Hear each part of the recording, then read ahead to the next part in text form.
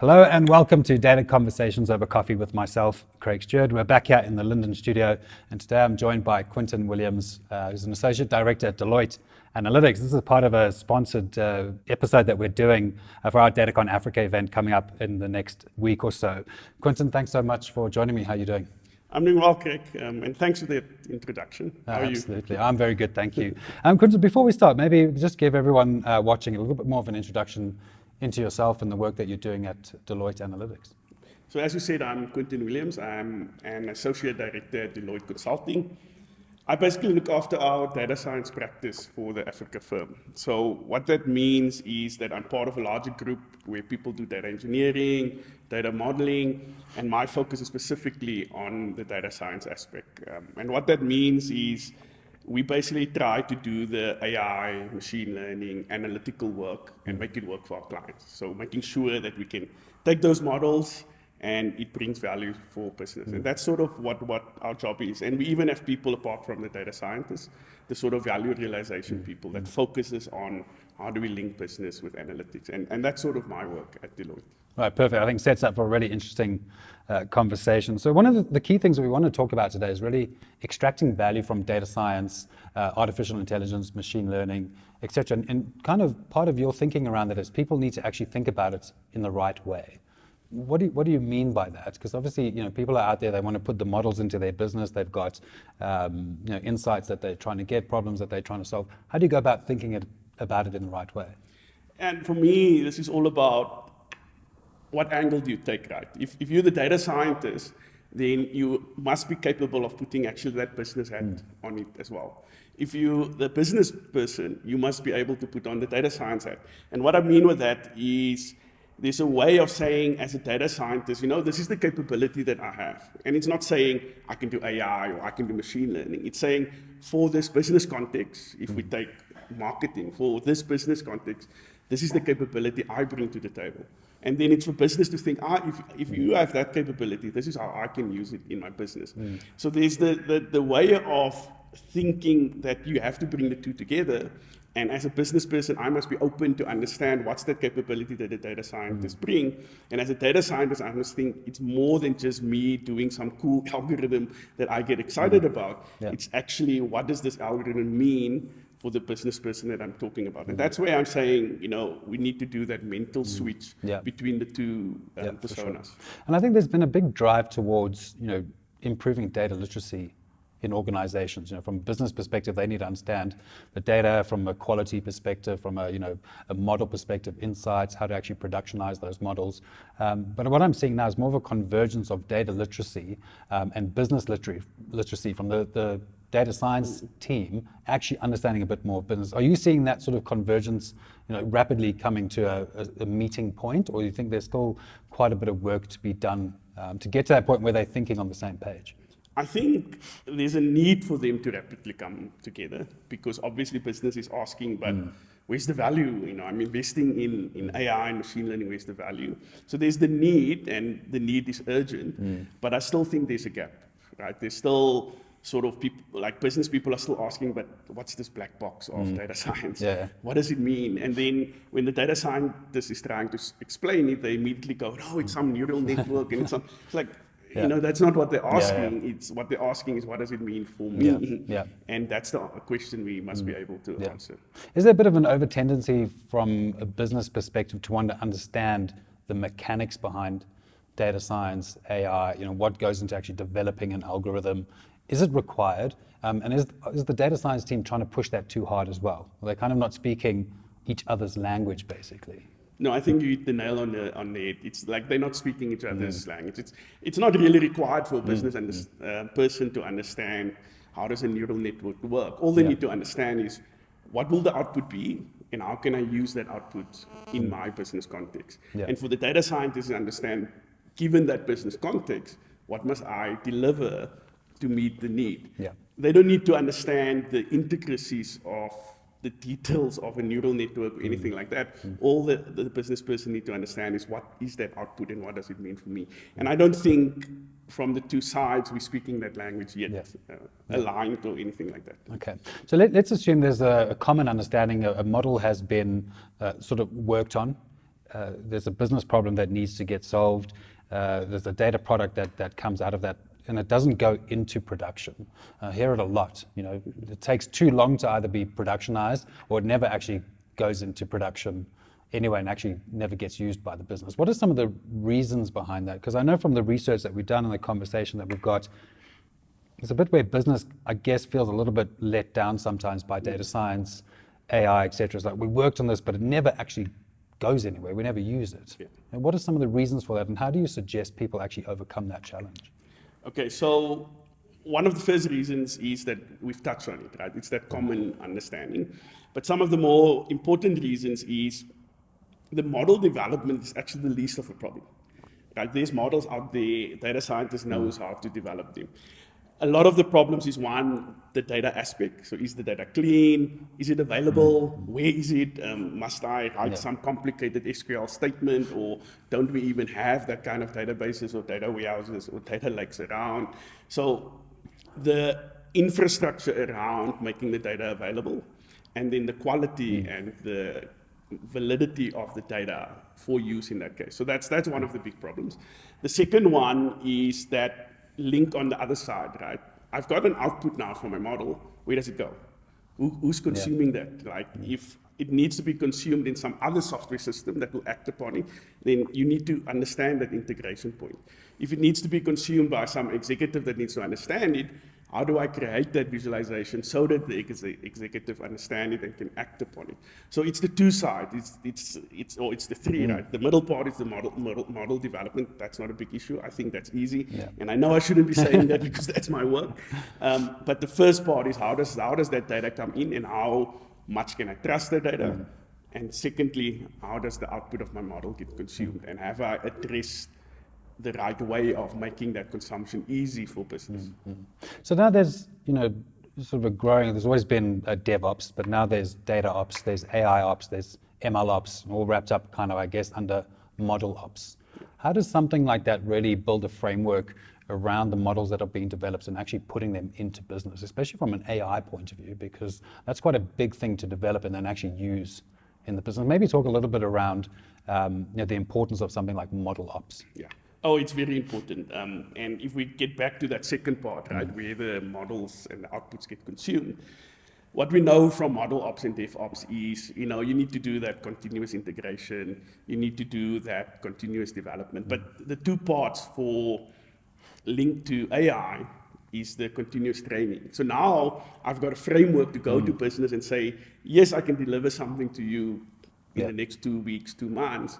But it's a continuous process, because that model needs to be trained as new data comes in, as there might be some data drift, meaning the data that I trained on is not similar to the data that I'm using.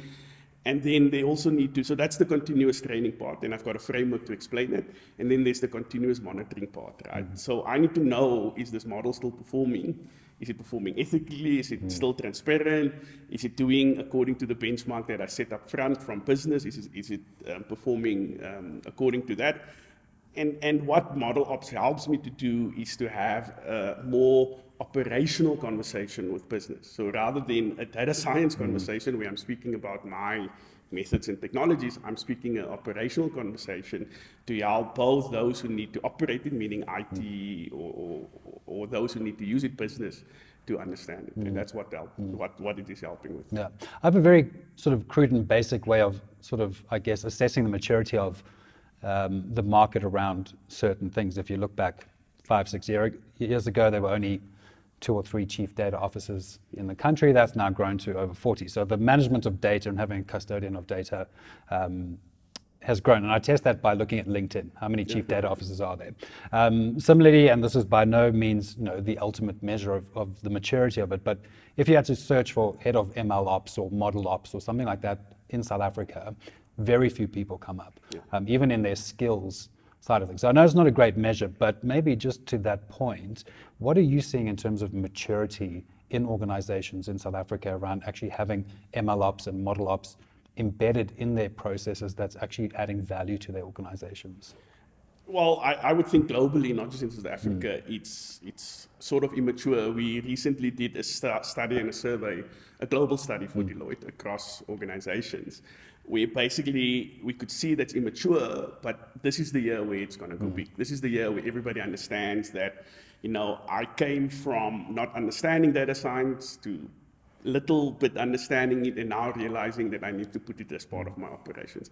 So globally, we're still very immature, and in the next year or two, you will see that trend in terms of people actually doing it and using it, and on LinkedIn seeing somebody saying MLOps is part of my skill will grow exponentially. It's a major ask at the moment. Okay. So where does Deloitte come in from this point of view to actually help people build those frameworks and the operations around their models? You're obviously taking it to business, making sure that it lands, etc. How do you kind of work with clients on that? So we've obviously got a big group of people that has done this, particularly in the last 2-3 years. That's why we actually went about doing the research. Yeah.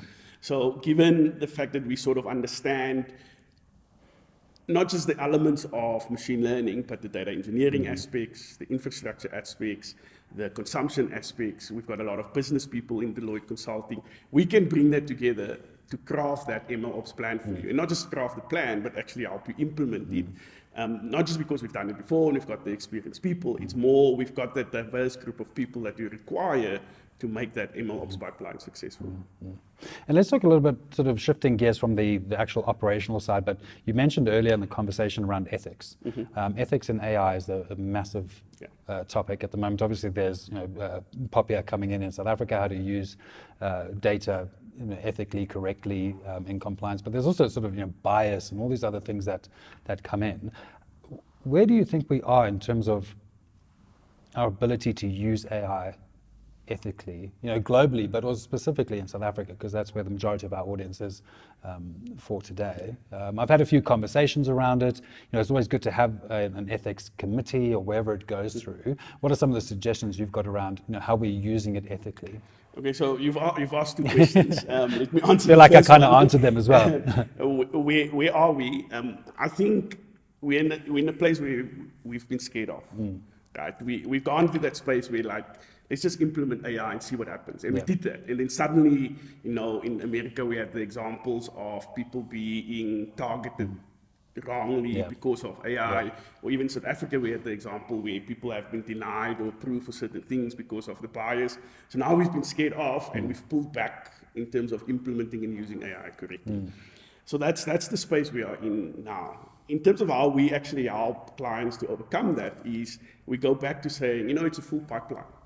It actually starts with your data. How are you collecting your data? Are you collecting it ethically? Are you collecting it and managing and moving it according to regulation? So that whole data privacy, the whole POPI Act, we can come in and help you at least at the starting point where you're ingesting and collecting the data, doing that correctly.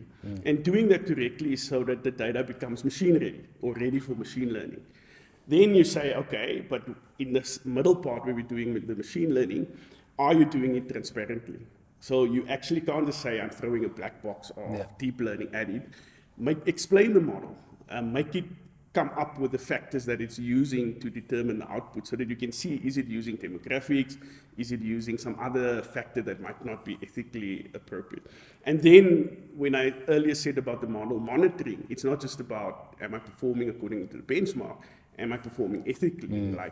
You can consistently monitor models to say, given the things I want to watch, whether it's demographics or gender or something else, what did it come up with? Why is it saying that this person should go that way, or we're making a decision on this particular person? So you always look not just at the outputs, but in the attributes of that outputs as well, and you monitor the model accordingly. I always have a question around, broad definition of ethics or being ethical is doing the right thing. Okay, but how does a company or a person who's developing model kind of really determine what ethical means in that context? Because there's very different ways. If it's in a healthcare environment, it's around somebody's maybe very private medical information. If it's something that's around a small marketing campaign, maybe it's less so sensitive. So how do you actually go about building in that sort of philosophy of ethics into the model, and who kind of goes, yes, that's ethical, or it's not behaving ethically? Because it's a little bit of a subjective thing at the end of the day. It is a little bit of subjective thing, and that's why, getting back to your broader definition, as a data scientist, I would go, what is right for me? Like, people are asking me to evaluate this data, and I can see the attributes and the values of those data, and they're asking me to develop a model that gives them this answer. And for me, the first thing I go to is, do I feel right about this? And we know, I mean, we've been educated enough. If you're a data scientist, you've been educated enough on what is ethical and what not in terms of data. But I think the point you're bringing up is that as part of whether you're a chief data officer or somebody looking at ML ops, is that part of your job description? Because I haven't really, yes, there's ethics committees at organizations, and then are then data analytics ethics part of their job? Or is ethics part of the chief data officer job? And we haven't made that decision globally yet, right? There isn't somebody that says, as part of my chief data officer job, I'm including ethics, or as part of our ethics committee thing, we're looking at data analytics. And that might be a good suggestion for people to go. Yeah.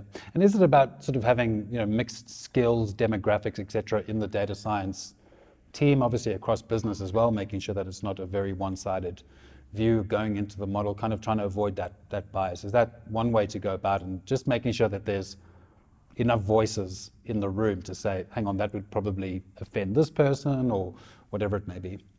I think inclusivity, it depends on where you want to address that, right? So if, let's say, as an example, there's an ethics committee, then inclusivity is very important because you need to get that diverse opinions.